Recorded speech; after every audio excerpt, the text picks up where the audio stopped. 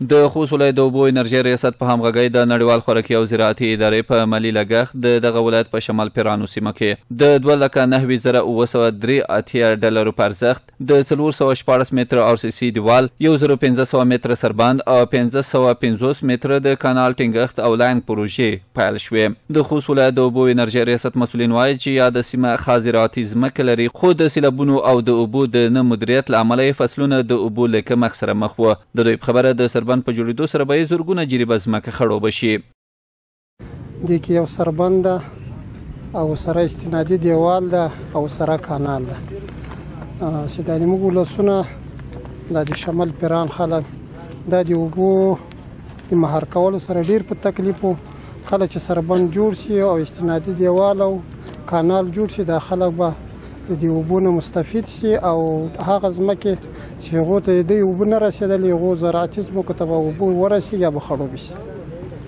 او تقریبا په دې باندې لګښت ټوټل 2,09,903 ډالر یو پی مؤسسې لخوا او نظارت د اوبو انرژي ریاست لخوا.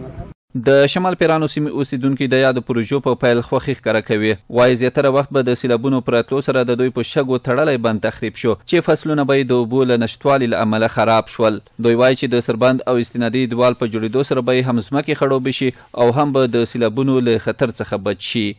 اوس چې موږ ته کله باند په ښه او اساسي ډول جوړ شي نو دا نه یوازې موږ د پوره دې خلکو د پوره چې موږ په کومو کې په دا ویله کې برخوال یو د پوره ګټورې دي، بلکې موږ نه لوندې علاقانو دوې برخې چې یوې ته ببر یایي او بلې ته ایوب خیل یایي. موږ اضافه اوبه ببر او ایوب خیلو ته هم کوزیږي چې اوس په دا اوس حالاتو کې چې دا موږ تاسې ویلوړ یو هم ډېرې شپې د ارسي موږ نه غوښتنه کوي چې که دا اوبه مو موږ ته پرېږدئ چې موږ مځکې په پڼه کړو. نو دا دې باندې جوړول موږ پوره او بیا په مجموع کې که وایم د سیمې د ښېرازۍ د پوره ډېر لوړ ارزښت لري. نو دغه د کوم ځای کې چې د اوس مقصد باند جوړیږي او دلته مقصد په زرګونه جربه ځمکه ده، زموږ خپله زیاته ځمکه کې ده. نو دا زموږ لپاره ډېر د خوشحالۍ خبر دی ځکه چې دلته یعنې تقریبا په زرګونه جربه ځمکه ده.